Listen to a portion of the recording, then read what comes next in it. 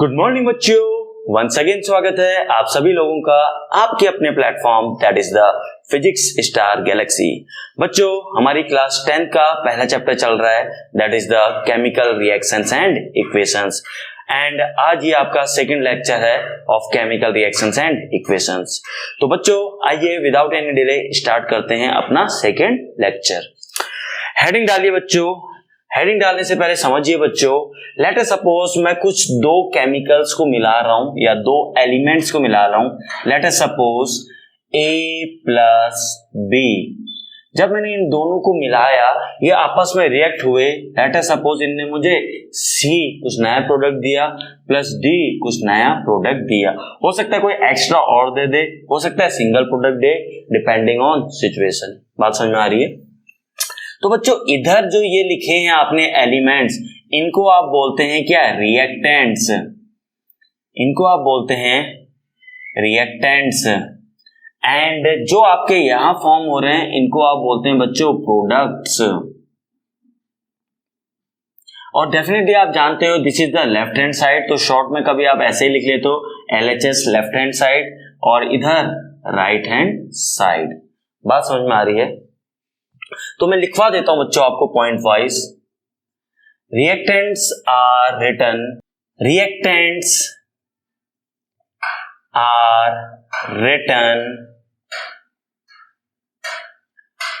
On left hand side. आप पूरा लिखिएगा on LHS on left hand side with plus sign. Plus का sign कैसा होता है? With plus sign between them. In a similar manner products are written on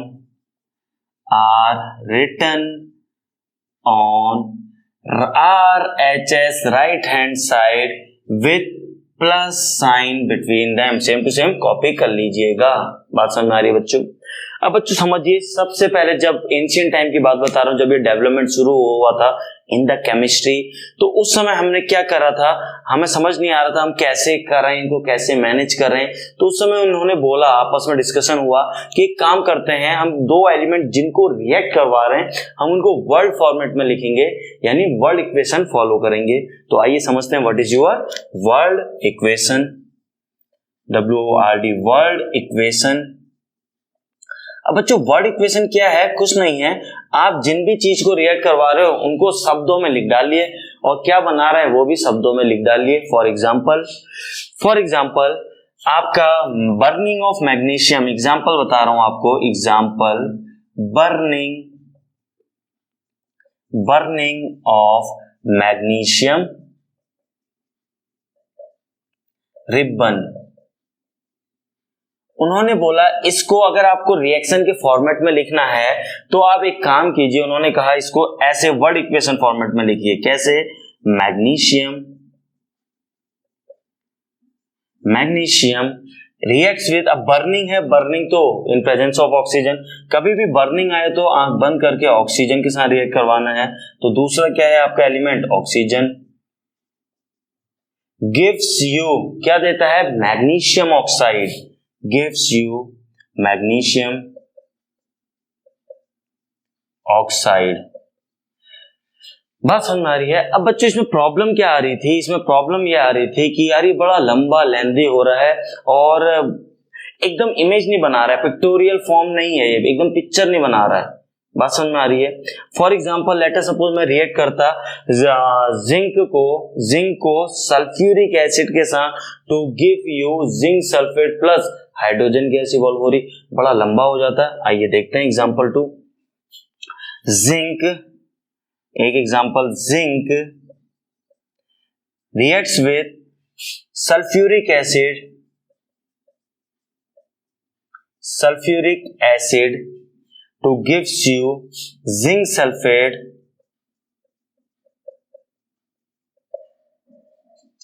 plus hydrogen gas gas आपकी evolve हुई। ये बड़ी लेंथी हो रहे थे और इतनी अट्रैक्टिव नहीं थे और इतनी इंफॉर्मेशन नहीं दे रहे थे। और सबसे बड़ी बात, तो ये काफी टाइम तक वैसे फॉलो तो किया गया, लेकिन समय के साथ इनमें चेंजेस किए गए। तो हमने कहा कि इतना ज्यादा ये लेंथी हो जा रहा है, अट्रैक्टिव नहीं है। इससे बढ़िया अगर हम इनका डायरेक्ट फॉर्मूला लिख लें, फॉर एग्जांपल ऑक्सीजन का O2, तो वो ज्यादा अट्रैक्टिव होगा और डायरेक्ट दिमाग में पिक्चर बनाएगा, बेटर पिक्चर बनाएगा, पिक्टोरियल फॉर्म में बड़ी आसानी से आ जाएगा, एनालिसिस करना बड़ा आसान होगा। तो देन ये वर्ड जो आपने वर्ड इक्वेशन लिखना सीख रहे हो, तो ये कन्वर्ट हुआ आपका इनके फॉर्मूले के फॉर्मेट में। तो कैसे लिख सकते हो आप, समझिए। आपने लिखना शुरू किया क्या, पहले ये बता दूं कि पहले वो, चलिए इसको ऊपर बता देते हैं, आइए यहीं पे बता देते हैं। आपने क्या किया, मैग्नीशियम को रिएक्ट किया ऑक्सीजन के साथ to gives you magnesium oxide. उन्होंने कहा अरे वाह, ये ज्यादा बेटर वे है as compare to word equation. बड़ा सिंपल, बड़ा छोटा, बड़ा अट्रैक्टिव, डायरेक्ट पिक्चर बना दे रहा। अच्छा मैग्नीशियम ऑक्साइड बन रही है, यहाँ पूरा शब्द पढ़ना पड़ रहा है मैग्नीशियम ऑक्साइड। अभी तो आपको ये लंबा नहीं लग रहा होगा, ऐसे ऐसे केमिकल नेम आएंगे, आप नेम से बेटर उनके फॉर्मूले से ज्यादा समझ पाएंगे। तो इसलिए ये फॉर्मेट हमने धीरे धीरे अपनाया। सिमिलरली यहाँ पे जिंक के बारे में लिख रहा हूँ, zinc plus sulphuric acid H2SO4 gives you zinc sulphate ZnSO4 plus hydrogen gas आपकी निकल गई है, उड़ गई है। अरे वाह, ये ज्यादा बेटर लग रहा है as compare to that one. तो इस प्रकार धीरे धीरे क्या हुए, डेवलपमेंट हुई। तो बाद में क्या कहा गया इन इक्वेशंस के बारे में भी, ये पहले से तो काफी बेटर हैं, बट अगर ये और ज्यादा इंफॉर्मेशन देते तो ये और बेटर होते। तो उन्होंने कहा एक काम करो, इनकी स्टेट भी लिख लिया करो। स्टेट मीन्स सॉलिड है या लिक्विड है या गैस है या एक्वस है। तो सॉलिड जैसे फॉर एग्जांपल ऑक्सीजन गैस है, क्यों ना इसको ब्रैकेट में गैस लिख लिया जाए इसके पीछे। मैग्नीशियम ऑक्साइड अगर आपकी सॉलिड है तो ब्रैकेट में S लिखा जाए, मैग्नीशियम खुद सॉलिड है तो ब्रैकेट में S लिखा जाए। तो इससे हमारी काफी चीजें आसान हो जाएंगी। जैसे ZnSO4, ये क्या है, ZnSO4 ये एक्वस सॉल्यूशन है या सॉलिड होगा, क्या होगा, अगर आप लिख देंगे आपकी चीजें काफी आसान हो जाएंगी। फॉर एग्जांपल हाइड्रोजन गैस है तो पीछे से गैस लिख लीजिए, तो पक्का समझ में आ गया भैया ये तो गैस बनी होगी और ये उड़ के निकल भी ली। अब तो हमारे पास केवल जिंक सल्फेट बचा होगा। तो काफी इंफॉर्मेशन आप स्टेट लिखने से उनकी state, whether solid, whether liquid, whether gas and whether aqueous, aqueous क्या है अभी समझते हैं, तो आप और बेटर बना सकते हैं इनको इक्वेशंस को। Is it clear? तो अगले हैंड में नेक्स्ट स्टेप में मैं इन्हीं इक्वेशंस को इनकी स्टेट लिख दे के बता रहा हूं, इनमें से कौन सॉलिड है और कौन लिक्विड है और कौन गैस है और कौन एक्वस है। चलिए एक्वस आपको समझा देते हैं, लिखवा फिर बाद में देंगे। एक्वस मतलब होता है बच्चों एक्वा, एक्वा मतलब होता है वाटर। तो कभी कोई चीज आपने वाटर में मिलाई तो जो सॉल्यूशन बना वो aqueous solution of that element. बात समझ में आ रही? फॉर एग्जांपल जिंक सल्फेट अगर आपको पानी में मिला है, पानी के सॉल्यूशन में जिंक सल्फेट है, तो आप बोलोगे ZnSO4 ब्रैकेट में AQ लिख दोगे एक्वस। इसका मतलब है जिंक सल्फेट वाटर में है अवेलेबल। बात समझ आ रही? जिंक सल्फेट का सॉल्यूशन है, उसमें पानी की मात्रा है। सिमिलरली आप लोग चूना जानते हैं, घरों में व्हाइटनिंग ऑफ वॉल, दीवार व्हाइट करने में यूज होता था। फॉर्मूला क्या होता था अभी बताते हैं स्टेप बाय स्टेप। तो क्या उसको पानी में अगर आप डाल देते हैं तो आप बोलते हैं ये क्या चूने का एक्वस फॉर्म है, चूने का सॉल्यूशन है, तो उसके पीछे आप AQ लिखते हैं एक्वस। तो आपको बात समझ में आ चुकी होगी एक्वस वर्ड हम कब यूज करेंगे। तो आप लोग अभी नोट करने की जरूरत नहीं है, स्टेप बाय स्टेप आपको लिखाते जाऊंगा, सारे नोट्स आपके बोर्ड में फॉर्म हो जाएंगे। इवन आपको अगर जरूरत होगी तो अगर आप PDF की डिमांड करेंगे तो मैं कंप्लीट नोट्स की PDF भी आपको प्रोवाइड करा दिया करूंगा। बस अब क्लास में प्रेजेंस ऑफ माइंड अपना रखिए, ताकि आप जितना मैं अगर 100% बोल रहा हूँ कोशिश कीजिए आप 100% सुने, क्योंकि जब आप 100% सुन पाएंगे तब जाके आप कहीं 85 to 90% उसमें से गेन कर पाएंगे। अगर आपका बीच में ध्यान इधर उधर चला गया क्लास से बाहर तो क्या होगा, आपने खुद ही 80% सुना, उसका केवल 60% ही आप गेन कर पाएंगे। 60% मतलब आप पहले की तरह एवरेज स्टूडेंट ही रह गए। बात समझ में आ रही है? क्योंकि 100% एफिशिएंसी किसी की नहीं होती। अगर मैं 100% डिलीवर कर रहा हूं तो आप 100% गेन नहीं कर सकते हैं, नहीं पॉसिबल है। बात समझ में आ रही है? तो चलिए आगे बढ़ने से पहले इतना नोट कीजिए। इस प्रकार हमारे पास है Mg plus O2 gives you MgO, magnesium oxide. तो इट इज क्या है, more better way of representing आपकी केमिकल इक्वेशन। इट इज, तो यहां पे लिख देते हैं, कंक्लूजन क्या निकला, it is more shorter and better way of representing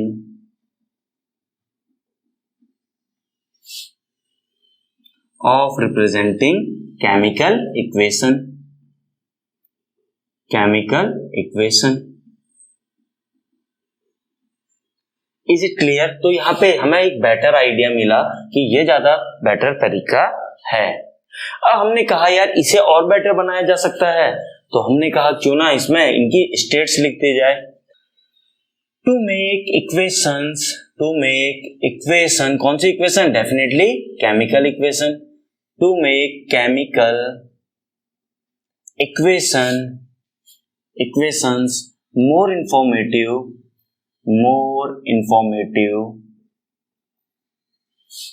we try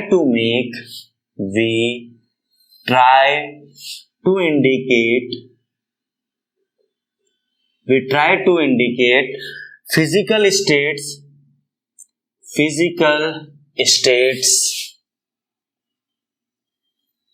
of both reactants or product, of both reactants and products। क्या मतलब है फिजिकल स्टेट का? देखिए फिजिकल स्टेट्स कौन कौन सी होती हैं, ऑलरेडी बता चुका हूं। फिजिकल स्टेट आपकी मेनली सॉलिड, लिक्विड, गैस। एक और यूज करते हैं हम टर्म एक्वस, AQUEOUS। अब जब भी कोई चीज सॉलिड फॉर्म हो रही है तो उसके पीछे लिख लीजिएगा आप S, अगर लिक्विड है तो L, अगर गैस है तो G, अगर एक्वस है तो AQ। बात समझ में आ रही है? आइए एग्जांपल से समझते हैं हमने क्या बोला आपको। लेट अस सपोज आयरन है, गर्मियों का मौसम है, बरसात का मौसम है, ह्यूमिडिटी है एटमॉस्फेयर में, तो आइए वाटर डेफिनेटली गिव्स यू, आपको आयरन की ऑक्साइड मिलती है, that is the Fe3O4 plus hydrogen gas. आइए समझिए, इसको बेटर और बनाने के लिए हमने क्या कहा, क्यों ना हम इसकी स्टेट लिख दें। तो हमारा आयरन क्या है, सॉलिड फॉर्म में है। ये जो वाटर है बच्चों, ये गैसियस फॉर्म में है, स्टीम फॉर्म में है। क्या है? स्टीम समझते हो, वाटर वेपर, काफी गर्म किया, स्टीम में कन्वर्ट हो गया। In form of hot steam, या स्टीम लिख दीजिए, इन फॉर्म ऑफ स्टीम, इसलिए गैसियस है। और यहाँ आपको आयरन ऑक्साइड यानी एक लेयर बनी मिलती है आपके लोहे के जितने वो होते हैं। तो ये क्या है, अगेन सॉलिड है, और ये तो हाइड्रोजन सबको पता है गैस है तो क्या ऊपर निकल जाएगी, एरो बना दीजिए। तो इस प्रकार हमने कहा उससे बेटर ये है, यहाँ जब हम उनकी स्टेट लिख देते हैं। तो यहाँ पे बात आई क्यों ना अब इसको फर्दर बेटर बनाया जाए। तो फर्दर बेटर बनाने के लिए उन्होंने क्या कहा, उन्होंने कहा हम एक काम करेंगे, अगर कुछ इंफॉर्मेशन, एक्स्ट्रा इंफॉर्मेशन आप चाहते हैं कि आपकी रिएक्शन देखते ही दे दे, तो क्यों ना एडिशनल इंफॉर्मेशन हम उनके एरो के ऊपर दे दें, कुछ इंफॉर्मेशन एरो के नीचे दे दें। मतलब फॉर एग्जांपल कुछ रिएक्शन जैसे इसी रिएक्शन को मैं अगर फास्ट करवाना चाहता हूं तो मुझे कैटलिस्ट यूज करना पड़ेगा। कैटलिस्ट क्या होता है, जो आपके रिएक्शन को फास्ट कर देता है। तो मैंने कौन सा कैटलिस्ट यूज किया, इसके ऊपर लिख दीजिए। क्या ये सनलाइट के प्रेजेंस में हो रहा है, अगर हाँ तो लिख दीजिए। तो जो जो इन्फॉर्मेशन आप दे सकते हैं वो रिएक्शन में यहीं पे मेंशन कर दीजिए। इससे आपकी केमिकल रिएक्शन मोर एडवांस हो गई, मोर बेटर हो गई, मोर इन्फॉर्मेशन कैरी करती है अपने साथ। यही तो हम चाहते हैं। बात समझ में आ रही है बच्चों? नोट करके यहाँ पे लिख सकते हैं आप लोग क्या, द वर्ड एक्वस को एक्सप्लेन कर रहा हूं बच्चों ताकि आप लोग भूले ना। The word aqueous is written the word aqueous is written on is written if reactants or products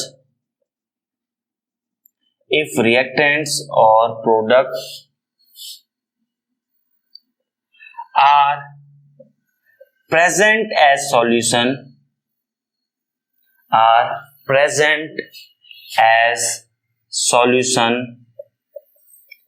in water।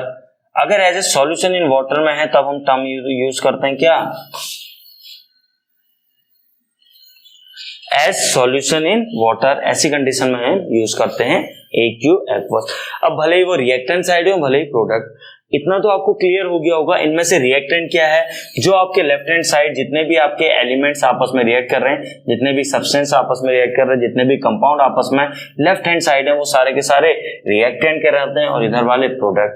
अब रिएक्टेंट और प्रोडक्ट में अगर कोई भी अगर एज ए सॉल्यूशन है पानी में तो आप उसके लिए टर्म यूज करते हैं AQ। Is it clear? Shall I rub it? बच्चों, इन इक्वेशन को और ज्यादा इंफॉर्मेटिव बनाने के लिए हम क्या करते हैं, हम यहाँ पे रिएक्शन कंडीशन भी मेंशन कर सकते हैं अबव एरो और बिलो एरो, जैसा कि मैं पहले आपको बता चुका हूं। आइए लिखते हैं, to make reaction, to make equation more informative,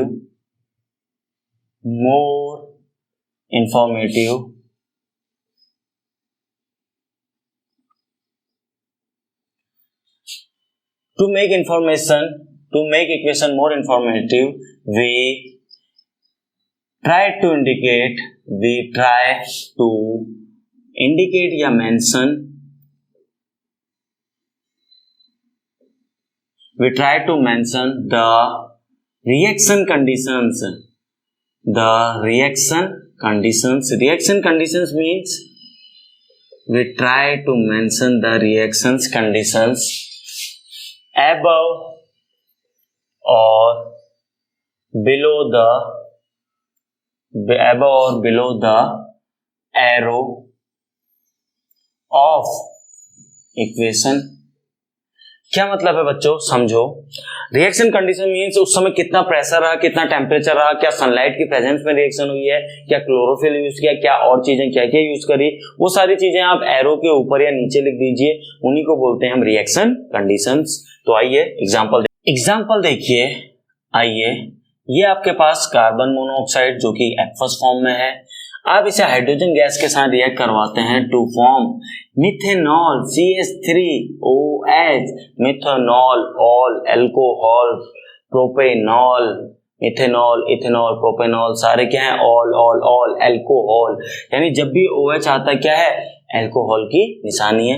अब बच्चों, ये दो जब आप रिएक्ट करवाते हैं तो ऐसा तो है नहीं कि सीधे ही क्या आपने हाइड्रोजन गैस एटमॉस्फेयर में अवेलेबल है, कार्बन मोनोऑक्साइड एटमॉस्फेयर में अवेलेबल है, आपस में रिएक्ट कर गए, अरे मिथेनॉल की बारिश हो रही है, ऐसा तो होता नहीं है। यानी कुछ कंडीशंस हमें देनी पड़ी होंगी, कुछ हालात देने पड़ेंगे, तब जाके आपका मिथेनॉल बनेगा। बात समझ में आ रही है? तो कंडीशंस क्या होती है, उन्हीं को बोलते हैं हम रिएक्शंस कंडीशंस। ये आपका हमें 340 एटमॉस्फेरिक प्रेशर पे मेंटेन करना होता है, तब जाके रिएक्शन कैरी आपकी होती है। ये क्या है बच्चों, मिथेनॉल, METHANOL। आइए बच्चों, एक और एग्जांपल लेते हैं समझने के लिए। टेन आपने क्या किया, CO2, वो भी पानी में मिली हुई यानी एक्वस, आपने लिया पानी और डेफिनेटली लिक्विड फॉर्म में, आपको मिला बच्चों ग्लूकोज। अरे वाह, C6H12O6, क्या है ये, ग्लूकोज। अब ग्लूकोज मिल रहा है, ग्लूकोज तो खाया होगा है, ग्लूकोन डी पाउडर्ड फॉर्म में, तो क्या है, डेफिनेटली सूखा तो होगा नहीं, डेफिनेटली गीला होगा, यानी पानी है इसमें, एक्वस, प्लस पानी प्लस ऑक्सीजन आपको मिल रही है। अगेन ये प्योर गैसियस फॉर्म में ऑक्सीजन नहीं, पानी में मिली हुई ऑक्सीजन है, इसलिए एक्वस, प्लस आपको पीछे लिख देते हैं, चलिए, प्लस वाटर मॉलिक्यूल भी मिलते हैं। इस प्रकार ये है आपकी इक्वेशन।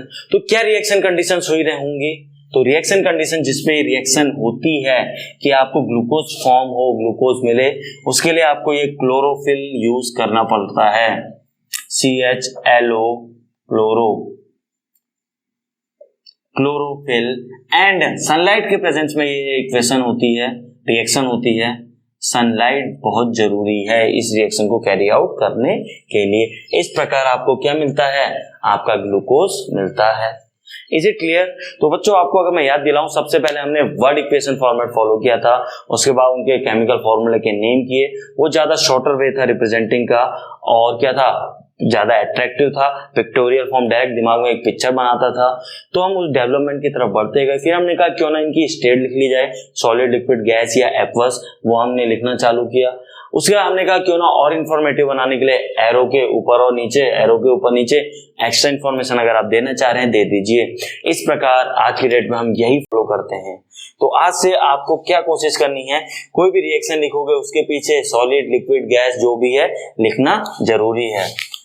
अभी से आदत डाल दीजिए वरना दिक्कत हो जाएगी। बात समझ में आ रही है? क्लियर है? बहुत बढ़िया। आगे बढ़े बच्चों, चलिए देखिए बच्चों, अब यहाँ पे ध्यान से देखिए, यहाँ कार्बन के एटम कितने हैं, एक, यहाँ एक, बहुत अच्छी बात है। यहाँ ऑक्सीजन एक है, यहाँ भी ऑक्सीजन एक है, बहुत अच्छी बात है।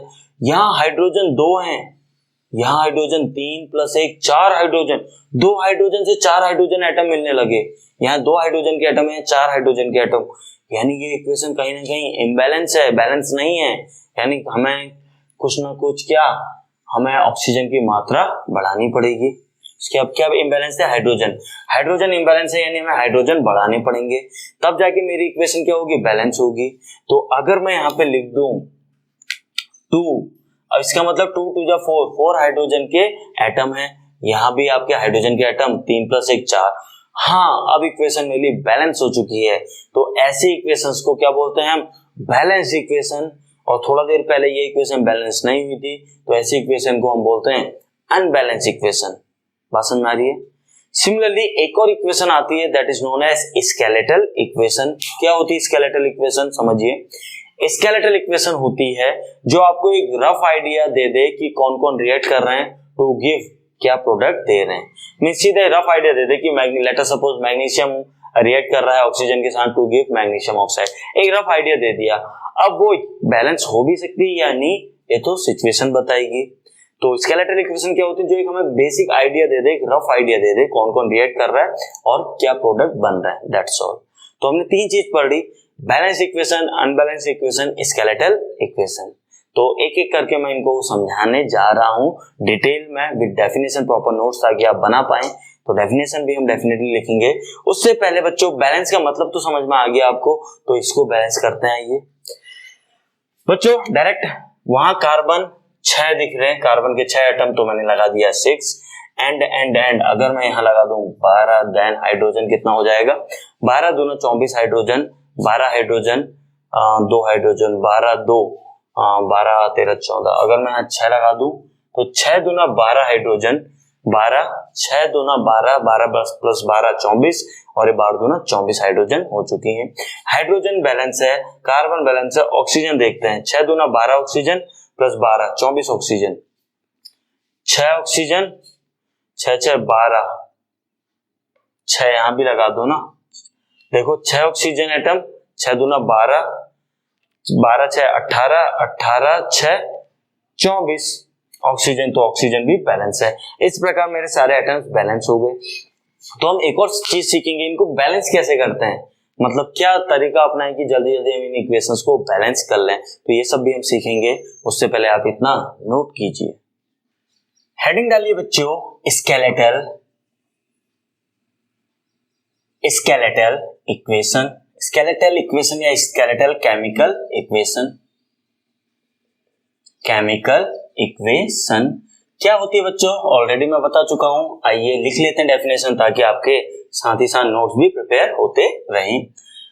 अ chemical equation, a chemical equation which just gives the basic structure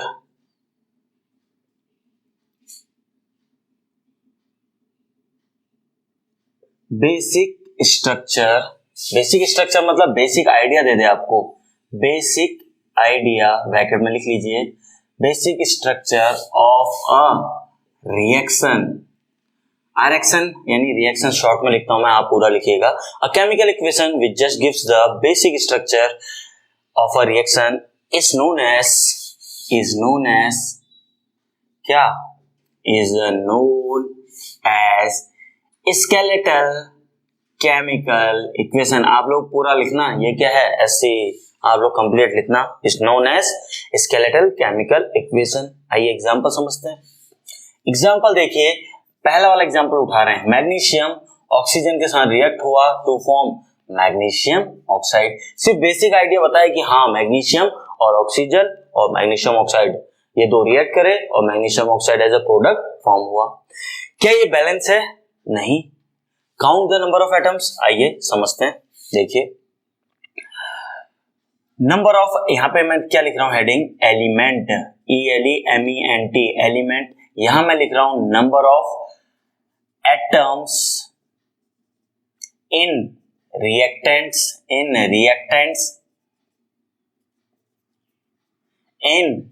left hand side LHS। यहां पे क्या लिख रहा हूं, number of reactant, number of atoms in products in right hand side. क्या है बच्चों, समझिए, कुछ नहीं है। एलिमेंट कौन कौन से यूज कर रहे हो आप, एक मैग्नीशियम एक ऑक्सीजन, दो यूज कर रहे हो, एक मैग्नीशियम और एक ऑक्सीजन। लेफ्ट हैंड साइड यानी रिएक्ट हैंड साइड मैग्नीशियम कितना है, एक। राइट हैंड साइड मैग्नीशियम के एटम कितने हैं, एक। नेक्स्ट है ऑक्सीजन, यहाँ पे सिंबल लिखना है ऑक्सीजन का बस। ऑक्सीजन यहाँ है, लेफ्ट हैंड साइड है दो ऑक्सीजन एटम, यहाँ है एक ऑक्सीजन एटम। इसका मतलब बैलेंस नहीं है, इसका मतलब इक्वेशन बैलेंस नहीं है। तो अब क्या जरूरत है, इसको बैलेंस करने की जरूरत है बच्चों। यहाँ ऑक्सीजन दो, यहाँ एक, तो तराजू क्या होगा। देखो बैलेंस हम किस बेस पे बोलते हैं, हम इस बेस पे बोलते हैं बच्चों कि law of conservation of mass जानते हो, यानी मास जितना पहले था उतना ही मास बाद में होना चाहिए, कम ज्यादा मास नहीं होना चाहिए। यहाँ ऑक्सीजन दो एटम थे, यहाँ ऑक्सीजन एक एटम, यानी यहाँ से एक ऑक्सीजन कम है, यानी यहाँ हल्का हो गया, तो तराजू कैसा होगा, इधर हल्का हो गया तो तराजू उड़ जाएगा और इधर वाला बैठ जाएगा यानी भारी होगा। तो ये जो बैलेंसिंग अनबैलेंसिंग बोलते हैं, किसके बेस पे बोलते हैं, मास के बेसिस पे, कि मास बैलेंस होना चाहिए आपका। Just like law of conservation of energy, सुना है, energy can neither be created nor be destroyed, it can only be transferred from one form to another. यानी शुरू में जितनी एनर्जी थी बाद में उतनी एनर्जी रहेगी, यानी एनर्जी कंजर्व्ड रहेगी। सिमिलरली आपका मास कंजर्व्ड रहना चाहिए, शुरू में और बाद में मास आपका कंजर्व्ड रहना चाहिए। तो इसको देख के हमें समझ में आया कि ये बैलेंस नहीं है, ये क्या है, अनबैलेंस इक्वेशन। तो हमें बैलेंस करने की जरूरत पड़ी, तो हमने कैसे किया, मैग्नीशियम एक क्या है, एक क्या है, बहुत अच्छी बात है। ऑक्सीजन दो, यहाँ दो ऑक्सीजन चाहिए तो मैंने यहाँ 2 लगाया। जैसे ही दो ऑक्सीजन हुए, मैग्नीशियम मेरा क्या हो गया, 2 हो गए, तो मैंने यहाँ भी 2 मैग्नीशियम लगा दिए। तो अब total 2 magnesium 2 oxygen, 2 magnesium 2 oxygen. बात समझ में आ रही है।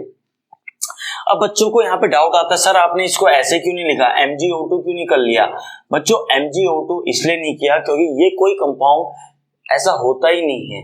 अब बात आती है ऐसा क्यों नहीं होता है, केवल MgO ही क्यों होता है, तो हम स्टेप बाय स्टेप अगले लेक्चर में या नेक्स्ट टू नेक्स्ट लेक्चर में हम देखेंगे कि MgO क्यों होता है, MgO2 क्यों नहीं होता है, CO2 क्यों होता है, CO5 क्यों नहीं होता है, नाइट्रोजन N2 क्यों होता है, N3 क्यों नहीं होता है। इस टाइप की बातें हम कमिंग लेक्चर्स में डेफिनेटली देखेंगे, इसीलिए मैंने O2 नहीं लिखा। आप भी ऐसी गलती मत कीजिएगा, आगे से लिख लीजिए। बात समझ में आई पक्का। तो ये क्या है, ये है गलत। इस प्रकार आपने इक्वेशन को बैलेंस कर दिया। तो अब समझते हैं यानी बैलेंस इक्वेशन क्या होती है। तो हेडिंग नेक्स्ट है आपकी balanced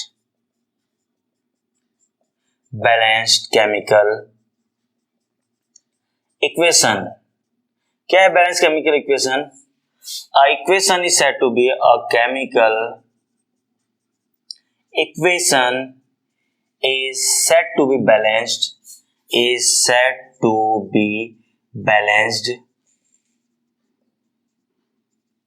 if a chemical equation is said to be balanced if number of atoms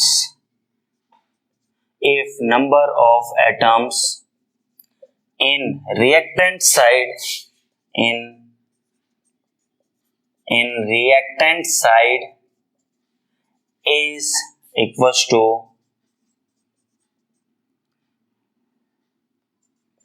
is equals to number of atoms किसके? if number of atoms of an element, if number of atoms, यहाँ पे ये arrow लगा लीजिएगा, number of atoms of an element in reactant side is equals to number of atoms on product side, a chemical equation is said to be balanced if number of atoms of an element in reactant side is equals to number of atoms on product side. बात समझ में आ गई? It is based on law of conservation of mass. It is based on law of conservation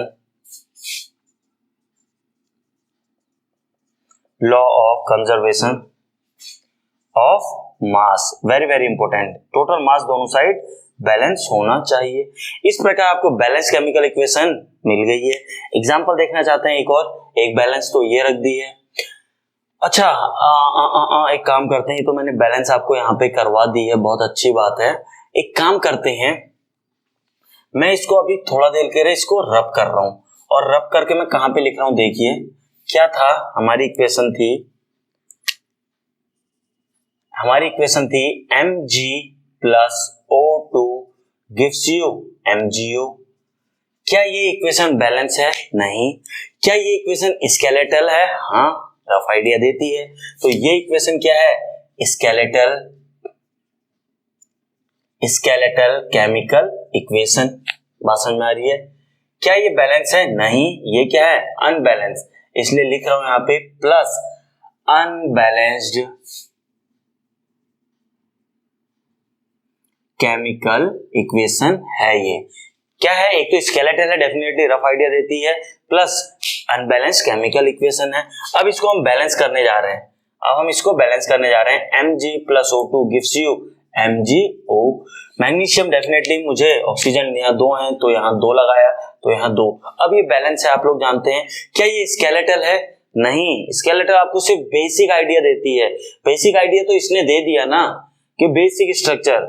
उसके बाद आपने इसमें further atom balance किए, balance की तरफ बढ़े आप. बात समझ में आ रही है? तो ये क्या है? आपकी स्केलेटल नहीं है, केवल ये बैलेंस बोलेंगे इसे, बैलेंस्ड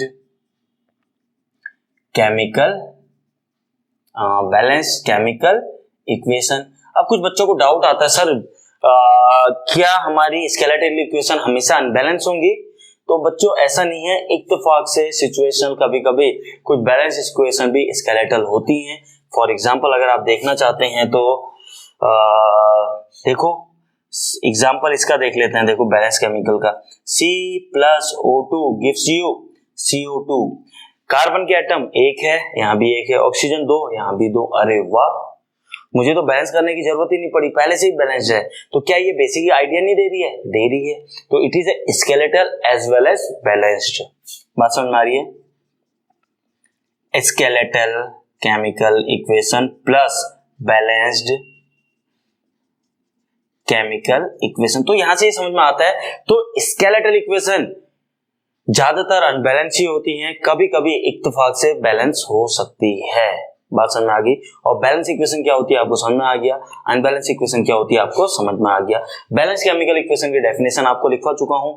अगर आपको अनबैलेंस की डेफिनेशन लिखनी है तो अरे कुछ नहीं है, यही लिखोगे, chemical equation is said to be unbalance. अगर अनबैलेंस की डेफिनेशन लिखनी है, हेडिंग डालिए, मैं बोल देता हूं, आप लिख लीजिए. Unbalance chemical equation, a chemical equation is said to be unbalanced if number of atoms of an element in reactant side is not equal to number of atoms on product side. That's all. Unbalance हो गई. Unbalance की definition आपके सामने कोई नहीं पूछेगा बच्चों. जो जो पूछ सकते हैं वो मैं आपके प्रॉपर नोट्स बनवा रहा हूं. तो बच्चों आज की क्लास में यहीं पे रोकते हैं इसे. कल की क्लास में हम सीखेंगे अपने इक्वेशंस को कैसे बैलेंस करें, कैसे फास्ट बैलेंस करें. तो आज की क्लास को यहीं पे विराम देते हैं. कल मिलते हैं at the same time at the same platform. Till then thank you and have a nice day.